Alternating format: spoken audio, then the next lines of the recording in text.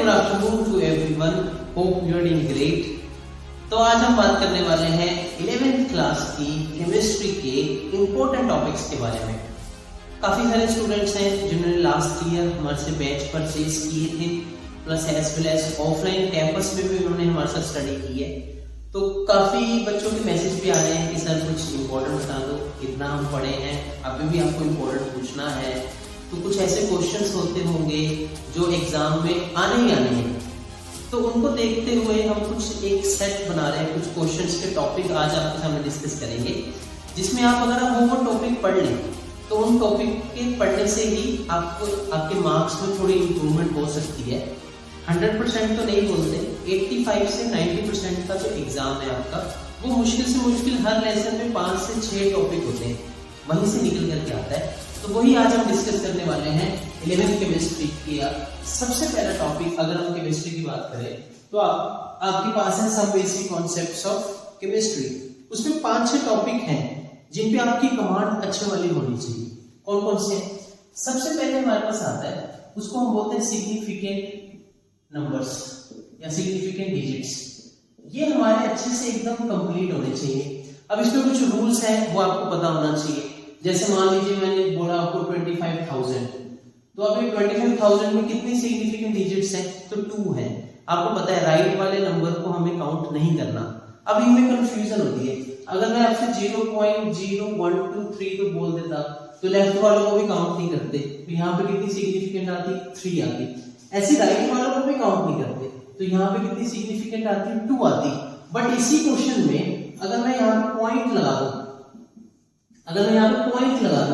तो पॉइंट के बाद का जो डिजिट है उसको सिग्निफिकेंट माना जाता है, और ये भी सिग्निफिकेंट है 2, और ये पॉइंट के बाद वाला भी सिग्निफिकेंट है, और जो 2 सिग्निफिकेंट डिजिट्स हैं उसके बीच वाले भी सिग्निफिकेंट ही होते हैं।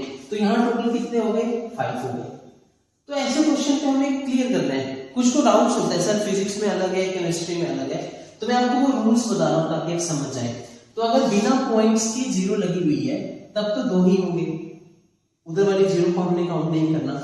यहाँ पे जब पॉइंट के बाद लग जाए तो इनको भी हम काउंट कर लेते हैं। जैसे मान लो मैंने आपको दिया 1 0 0 1, ये तो चलो 4 ही क्या नहीं, हाँ ये तो 4 ही सिग्निफिकेंट डिजिट्स हैं। अगर मैंने इसी में बोल दिया आपको 1 0 0 1 1 0, ये बोल दिया 1 0 0 1 0 0, कितनी सिग्निफिकेंट कराएगी? 4 ही, इसको हम काउंट नहीं करेंगे।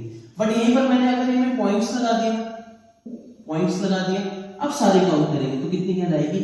6 कहलाएगी। ये बातें आपको पता होनी चाहिए। बाकी कुछ जैसे पाई है, ये पूरे का पूरा कट नहीं रहा तो इसकी इन्फिनिट होती है। एवोगैड्रोस नंबर है, अब इसमें 10 रेज़ टू पावर को हम नहीं देते तो कितनी होती है? 4 होती है। तो ऐसे करके हमें सिग्निफिकेंट डिजिट्स के रूल्स सारे पता होने चाहिए। फिर आगे वो एडिशन और मल्टीप्लिकेशन के भी रूल्स हैं। एडिशन और सब्ट्रैक्शंस में कैसे डिजिट्स को काउंट करना है और राउंड ऑफ करना है, राउंड ऑफ करने के भी रूल्स हैं। तो वो सारी बातें हमें पता होनी चाहिए। जैसे राउंड ऑफ करने के लिए 6.436 है, अभी ये 4 डिजिट्स हैं, मुझे इसको 3 में कन्वर्ट करना है, तो मैं इसको क्या लिखूंगा? 6.4, 3 के बाद 6 आ गया, तो यार 3 के बाद 6 आ रहा है, तो जब ये 3 के बाद 6 आ रहा है तो हमें इसको 3 में कन्वर्ट करना है। अभी ये 4 सिग्निफिकेंट है, तो हम इसको क्या लिख देंगे? 6.44 लिख देंगे। अब ये किस में कन्वर्ट हो जाएगा? 3 में कन्वर्ट हो जाएगा। ऐसे मान लो मेरे पास अगर 6.434 होता तो मैं इसको 6.43 ही लिखता। आप सबको पता है आगे डिजिट 5 से बड़ी है तो बढ़ाते हैं, अगर 5 से छोटी है तो नहीं करते। बट कुछ का डाउट होता है, सर अगर मान लो यहाँ पे 5 ही होता तब हम क्या करते? इसको 3 में कन्वर्ट करना है, अभी 4 है, तो 3 सिग्निफिकेंट कितनी होगी?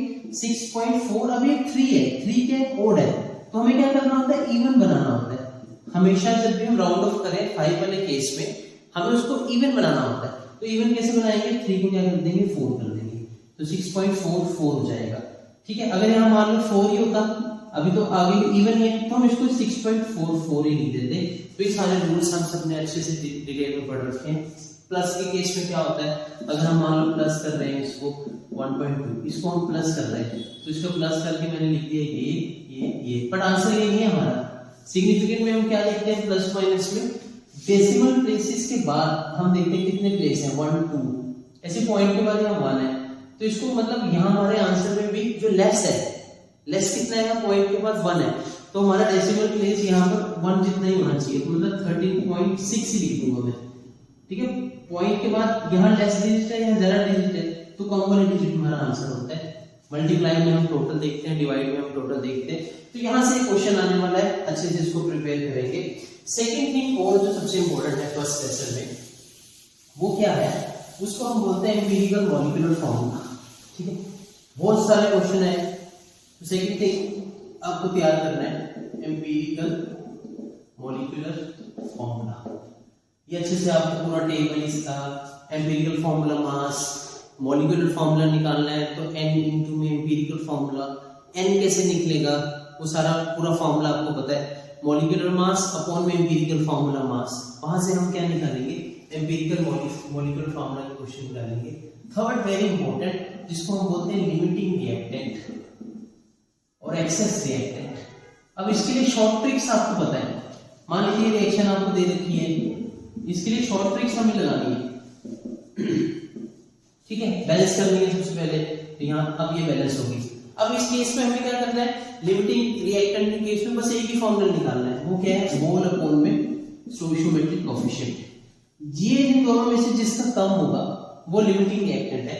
और फिर हमें दूसरा पूछा होगा प्रोडक्ट की अमाउंट कितनी निकलेगी, तो जो हमारा लिमिटिंग रिएक्टेंट होगा उसको हम इसके मोल अपॉन स्टोइकियोमेट्रिक कोएफिशिएंट के साथ क्या कर देंगे, इक्वल कर देंगे। यहाँ से प्रोडक्ट के मोल क्या हो जाएंगे, कैलकुलेट हो जाएंगे। थर्ड थिंग हमें ये तैयार करनी है। फोर्थ थिंग जो हमें सबसे इंपॉर्टेंट यहाँ तैयार करनी है वो है मोल कॉन्सेप्ट। वो क्या है, मोल कॉन्सेप्ट। अब मोल कॉन्सेप्ट के तीन अलग अलग तरह के क्वेश्चन है, स्टोइकियोमेट्री के अलग अलग तरह के क्वेश्चन है। मोल कॉन्सेप्ट में 1 मोल का मतलब मॉलिक्यूलर मास, 1 मोल को एवोगाड्रोस नंबर, 1 मोल को एसटीपी पे 22.4 लीटर। ऐसे जब हम स्टोइकियोमेट्री के क्वेश्चन करें, सबसे पहले हमें रिएक्शन को बैलेंस करना है, फिर उनके मोल्स को इक्वल करना है, जितने जितने मोल्स दिए होंगे। जैसे मान लो हमें दिया हुआ है डीकंपोजिशन, या फिर हमें दे रखा है कंबशन ऑफ मीथेन, तो आपको ये रिएक्शन बनानी आनी चाहिए। पहले इस रिएक्शन को हमें बनाना आना चाहिए। कंबशन ऑफ मीथेन मतलब CH4 + O2 और CO2 + H2। This is the combustion of methane. अब इस कंबशन ऑफ मीथेन पे हमें, जैसे यहाँ पे बैलेंस हो गई है, नहीं हुई बैलेंस, अभी यहाँ पर H4 है तो यहाँ 2 लगाओगे आप। अब हमारे पास ऑक्सीजन कितने हो गए, 4 हो गए, तो यहाँ पे 2 लगाओगे। अगर मान लो CH4 है, इसको आप 1 मोल लोगे, 1 मोल ऑफ CH4। ऐसे वहां पर O2 है तो इसको किसके इक्वल लिखोगे, 2 मोल ऑफ O2 के। ऐसे स्टोइकियोमेट्री के कोएफिशिएंट हमें क्या करने हैं, सॉल्व करने हैं। तो फर्स्ट लेसन में से ये सारे जो मैंने भी आपको पॉइंट्स बताए हैं मोल कॉन्सेप्ट्स के साथ, अब यहाँ से नॉर्मेलिटी मोलैरिटी के क्वेश्चन और स्पेशली डेंसिटी वाला मैं आपको बता रहा हूँ। देखिए कल आपके एग्जाम में आएगा, जिनका भी जब भी एग्जाम है डेंसिटी वाला क्वेश्चन आएगा, उसमें मोलैरिटी निकालनी है, क्योंकि वहाँ वॉल्यूम चाहिए होती है और वॉल्यूम हमें नहीं लिखी होती, तो वो हम डेंसिटी से निकाल करके वॉल्यूम मोलैरिटी के फॉर्मूले में पुट करते हैं या नॉर्मेलिटी के फॉर्मूले में उसको पुट करते हैं। और सबसे इंपॉर्टेंट लास्ट एक डाल्टन एटॉमिक थ्योरी है आपके पास, उसकी 3-4 पॉइंट्स हैं बस, वो मॉडिफाइड डाल्टन एटॉमिक थ्योरी के, कि सारे एटम टाइनी पार्टिकल्स होते हैं, स्फेरिकल होते हैं, सेम एलिमेंट के एटम डिफरेंट भी हो सकते हैं, जिसको आइसोटॉप, आइसोबार, आइसोटोन्स बोलते हैं। तो ये वाली चीज भी आपकी एकदम कंफर्म होनी चाहिए। एक जरा सा क्वेश्चन है कि डिग्री सेल्सियस को फ़ारेनहाइट में कैसे चेंज करेंगे, तो इसके लिए आपको फॉर्मूले पता होने चाहिए। ये डिग्री सेल्सियस को फ़ारेनहाइट में चेंज करने का फॉर्मूला है। मैंने शॉर्ट ट्रिक्स बता रखी है, किस टेम्परेचर पे दोनों इक्वल हो जाएंगे तो वो 40 डिग्री का टेम्परेचर आता है, जहाँ पे सेल्सियस और फ़ारेनहाइट दोनों क्या हो जाते हैं, इक्वल हो जाते हैं। तो ये हमारा फर्स्ट चैप्टर का ओवरव्यू हो गया। ये 5 पॉइंट्स अगर आप पढ़ लें तो आपका फर्स्ट चैप्टर तैयार है और यहीं से क्वेश्चन हमें निकल करके आ जाएंगे। अब हम बढ़ते हैं सेकंड चैप्टर की तरफ। ठीक है, अब जब मैं सेकंड चैप्टर की तरफ बढ़ता हूं तो सेकंड चैप्टर में मेरे पास आता है एटॉमिक स्ट्रक्चर। तो अगर मैं देखूं एटॉमिक स्ट्रक्चर में क्या क्या पढ़ना है, सबसे फर्स्ट पॉइंट वेवलेंथ के छोटे छोटे से फॉर्मूले हैं। पहला फॉर्मूला क्या है, mu = c/λ। वेव नंबर का फॉर्मूला क्या है, 1/λ। फ्रीक्वेंसी का फॉर्मूला क्या है, फ्रीक्वेंसी हम कैसे निकाल सकते हैं, 1/टाइम। तो ये छोटे छोटे से फॉर्मूले हैं हमारे क्लियर होने चाहिए। प्लैंक्स क्वांटम थ्योरी का एक फॉर्मूला है एनर्जी का, E = hν। फोटॉन्स की एनर्जी कितनी होती है, h न्यू के इक्वल होती है, h प्लैंक कांस्टेंट, न्यू हमारी फ्रीक्वेंसी। तो और सबसे इंपॉर्टेंट पार्ट जो बोहर मॉडल ऑफ एटम है, बोहर मॉडल ऑफ एटम आपको अच्छे से याद होना चाहिए। तो फर्स्ट थिंग छोटे छोटे जो फॉर्मूले होंगे बोहर मॉडल ऑफ एटम। अब बोहर मॉडल ऑफ एटम के 3 फॉर्मूले हैं। पहला फॉर्मूला क्या है कि इलेक्ट्रॉन्स और न्यूक्लियस के बीच में इलेक्ट्रोस्टैटिक फोर्स लगेगी और वो कितनी होगी, kZe²/r² और वो always equal to mv²/r centripetal force. दूसरा फॉर्मूला है angular momentum mvr is equal to nh/4π, ठीक है। और तीसरा फॉर्मूला है कि अगर हम इलेक्ट्रॉन को एनर्जी दें तो वो एक्साइट हो जाता है, फिर वापस आता है तो कुछ लाइट छोड़ता है, वो कितना होगा E2 माइनस में E1।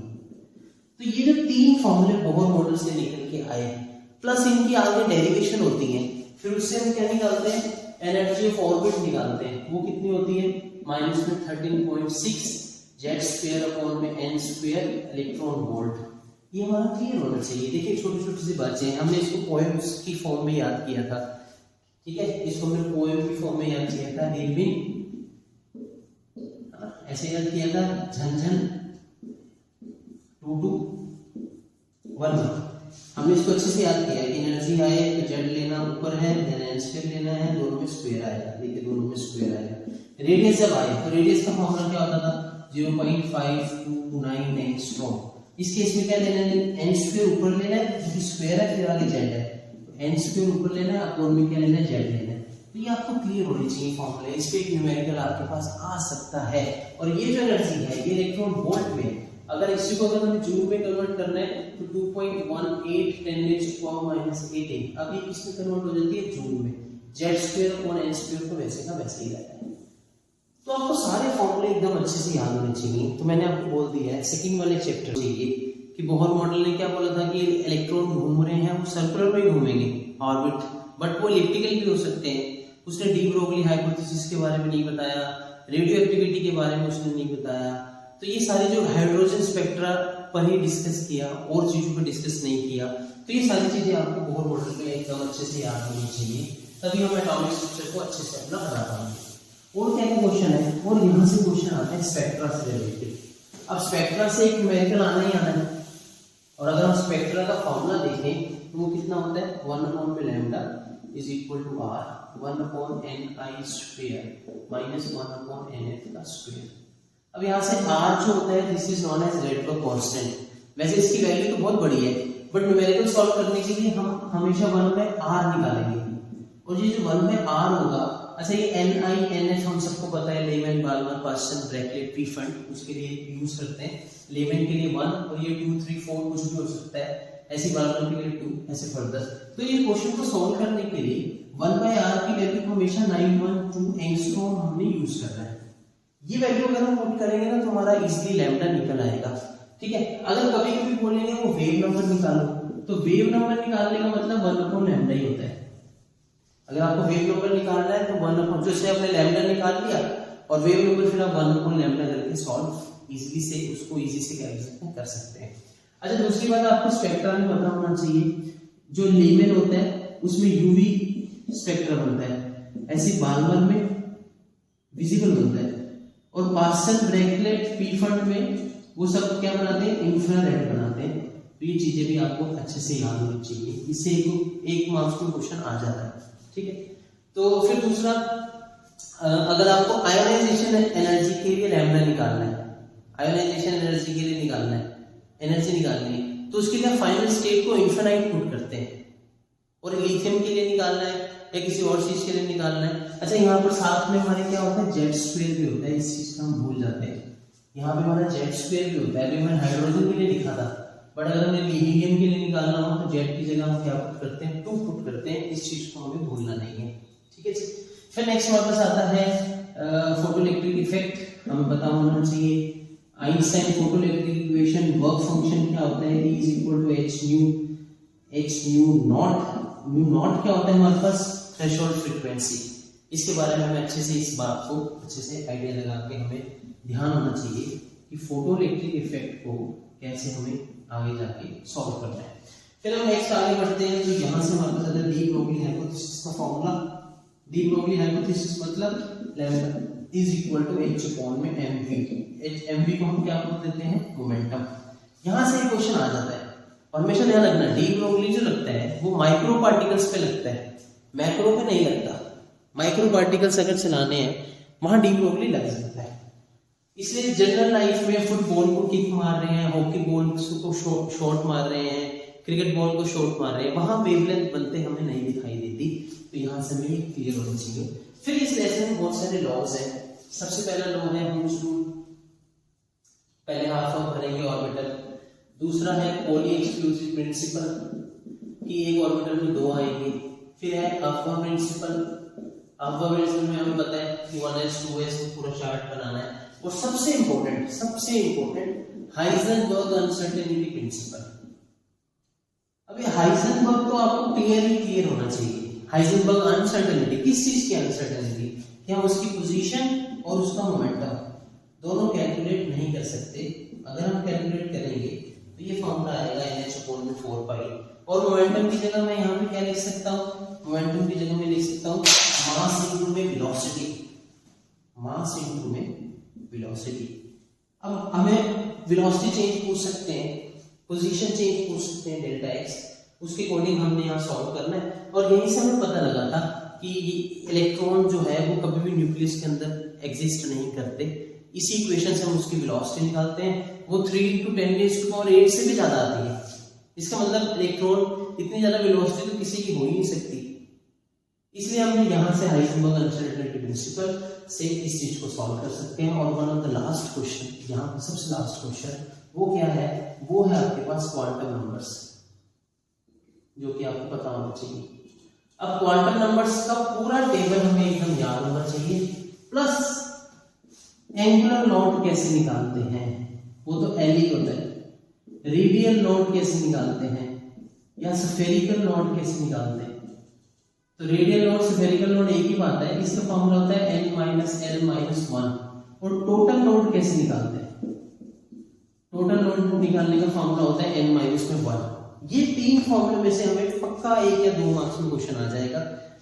प्लस हमें इसके साथ साथ शेप्स याद करनी है ऑर्बिटल्स की, कि dxy की dyz के लिए m की वैल्यू कितनी है मैग्नेटिक क्वांटम नंबर की, yz z² के लिए m की वैल्यू कितनी है, 0 होती है।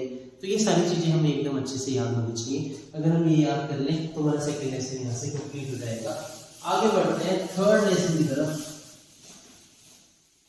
अगर आप थर्ड लेसन को चेक करें तो क्या क्या हम इसमें याद कर सकते हैं। जिन्होंने पूरा सिलेबस किया है ना उनके लिए तो 2 घंटे का काम है, 3-4 लेसन उनके रिवाइज हो जाएंगे अगर वो ये टॉपिक पढ़ लें। थर्ड लेसन का नाम है क्लासिफिकेशन पीरियोडिसिटी वाला। उसमें सबसे पहले तो हमें इलेक्ट्रॉनिक कॉन्फ़िगरेशन बनानी आनी चाहिए।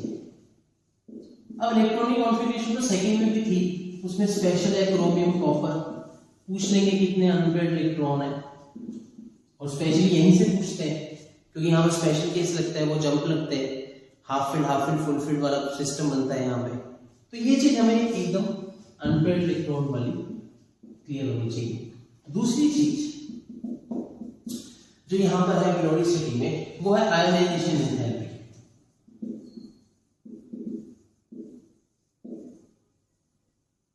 अब आयोनाइजेशन एंथैल्पी फैक्टर्स 5 फैक्टर हैं, atomic size, nuclear charge, ionisation, वो अपना inert pair effect, screening effect, shielding effect, या फिर पेनिट्रेशन इफेक्ट, और हाफ फील्ड इलेक्ट्रॉनिक कॉन्फ़िगरेशन। इन पांचों को अच्छे से हमें इनर्ट पेयर इफेक्ट की डेफिनेशन अच्छे से याद होनी चाहिए। प्लस ये स्पेशल क्वेश्चन है F, O और N वाला, वो पूछेंगे इनकी डिसेंडिंग ऑर्डर बताओ। तो सबसे ज्यादा फ्लोरीन की होती है, फिर नाइट्रोजन की होती है, फिर ऑक्सीजन की होती है, क्योंकि नाइट्रोजन हाफ फील्ड है, वो ऑक्सीजन से पहले आ जाता है, बल्कि पीरियड में वो ऐसा नहीं है।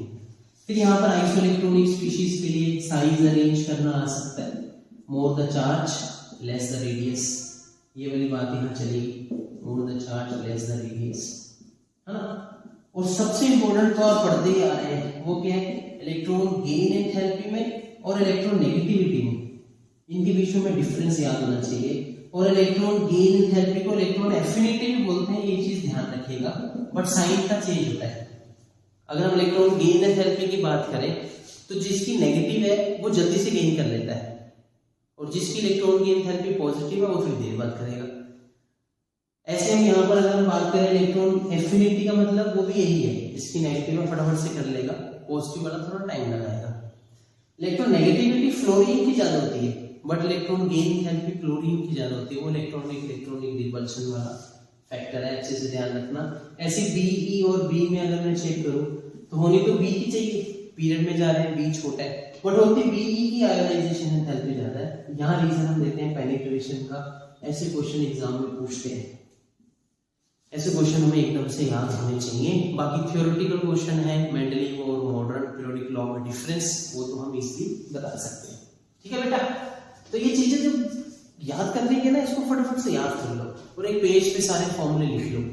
अब लास्ट हमारा 4th चैप्टर बच जाएगा, फिजिकल केमिस्ट्री से पहले थर्मो और इक्विलिब्रियम से पहले उसको भी देख लेते हैं कि 4th चैप्टर में हमें क्या याद करना है।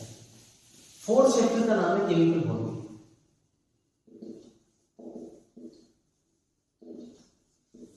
अब इसमें क्या क्या इंपॉर्टेंट टॉपिक है आपके मन में याद आ रहे होंगे, आपको याद आ रहे होंगे कि सबसे इंपॉर्टेंट टॉपिक कौन सा है।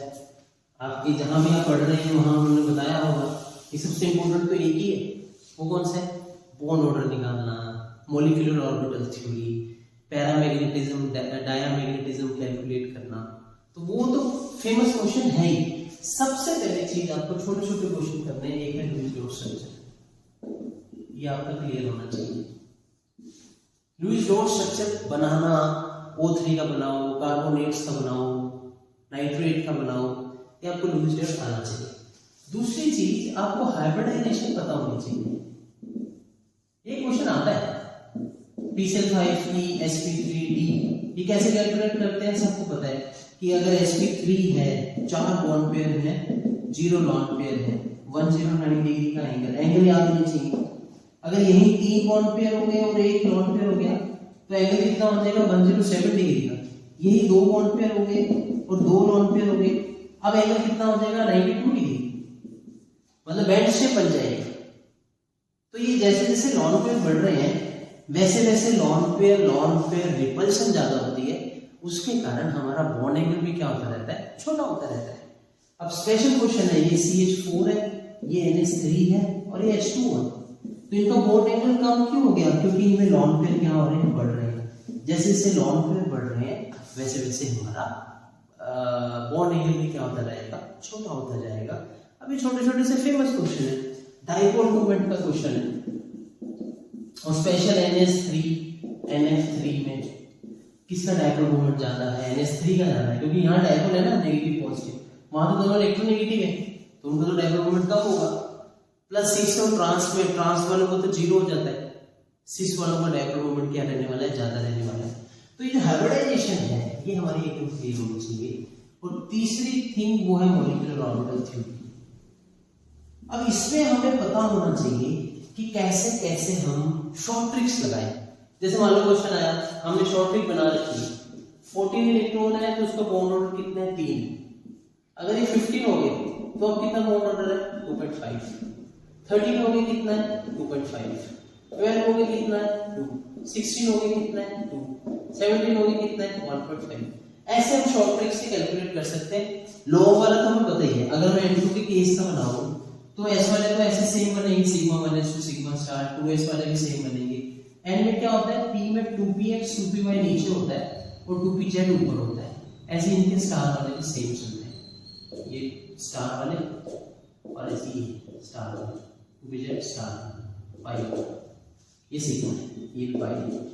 तो अगर हमें पता है अगर ये O2 हो जाए तो O2 में ये चेंज हो जाता है, बस ये चेंज होता है। O2 के केस में नीचे आ जाता है और ये ऊपर चला जाता है, ऐसे यहाँ पर ये चल जाता है। तो इस चीज का हमें खास तौर पे ध्यान रखना है, O2 पलट जाता है। तो आपसे पूछ सकते हैं बॉन्ड ऑर्डर बताओ, कौन पैरामैग्नेटिक है कौन डायमैग्नेटिक है। जनरली जो इवन नंबर वाले होते हैं ना और जो ओड नंबर वाले होते हैं, जैसे 17 ओड है तो ये तो पक्का पैरामैग्नेटिक है। अब 16 क्या है, इवन है, तो यहाँ हमें सोचना पड़ता है। कुछ इवन भी होते हैं जो पैरामैग्नेटिक होते हैं, जैसे ऑक्सीजन है वो डायमैग्नेटिक है कि पैरामैग्नेटिक है, हम बना के चेक करेंगे। जहां अनपेड इलेक्ट्रॉन आ गए वो पैरामैग्नेटिक है, अदरवाइज वो क्या है फिर है, मैग्नेटिक है, ये चीजें हमें एकदम फोर्थ लेसन में एकदम अच्छे से क्या होनी चाहिए, क्लियर होनी चाहिए। बेस्ट ऑफ थ्योरी इतना इंपॉर्टेंट नहीं है क्योंकि हम हाइब्रिडाइजेशन में सारी चीजें पढ़ ही लेते हैं, बॉन्ड पे लॉन्ड पे कैलकुलेट कर ही लेते हैं। और डायपोल मोमेंट का क्वेश्चन यहाँ पर बहुत इंपॉर्टेंट है, तो एनसीईआरटी के कुछ क्वेश्चन आपको दिखाई दें जिसमें डायपोल मोमेंट का जिक्र है, तो ये क्वेश्चन आपको जरूर करने हैं। तो ये मैंने पहले फोर्थ चैप्टर की समरी आप सबके सामने डाली है। किसी को कोई डाउट है कमेंट सेक्शन में लिखिए, जो सा आप टॉपिक कहेंगे आपके एग्जाम के लिए इंपॉर्टेंट है। ऐसे थर्मो इक्विलिब्रियम और रॉक्स और वो दो ऑर्गेनिक के दो चैप्टर हैं, हाइड्रोकार्बन और सम बेसिक कॉन्सेप्ट्स, इसके भी मैं शॉर्ट ट्रिक्स जल्दी ही वीडियो डाल दूंगा। तो इन 4 चैप्टर के जितने क्वेश्चन मैंने आपको बताए हैं, अगर आप ये अच्छे से याद कर लो तो हम मान सकते हैं आपका केमिस्ट्री का पेपर हमने हैक कर दिया एक तरह से। ये आपका हैक वाला सिस्टम हो गया यहाँ पे, क्योंकि इन्हीं में से निकल करके क्वेश्चन आते हैं। तो नेक्स्ट वीडियो में आप सबसे मिलेंगे, इतना आप इनकी तैयारी करिए। डाउट है तो कमेंट सेक्शन में लिखिए। अगर मेरा लेक्चर आपको पसंद आया है तो सब्सक्राइब करिए, चैनल पर कमेंट करिए, यही हम आपसे मांग सकते हैं। अदरवाइज जो आप कहेंगे मेरे को ये टॉपिक नहीं पसंद, मेरे को मॉलिक्यूलर ऑर्बिटल थ्योरी क्लियर नहीं है, तो उसको करवाने की कोशिश करेंगे। तब तक के लिए टेक केयर, बाय।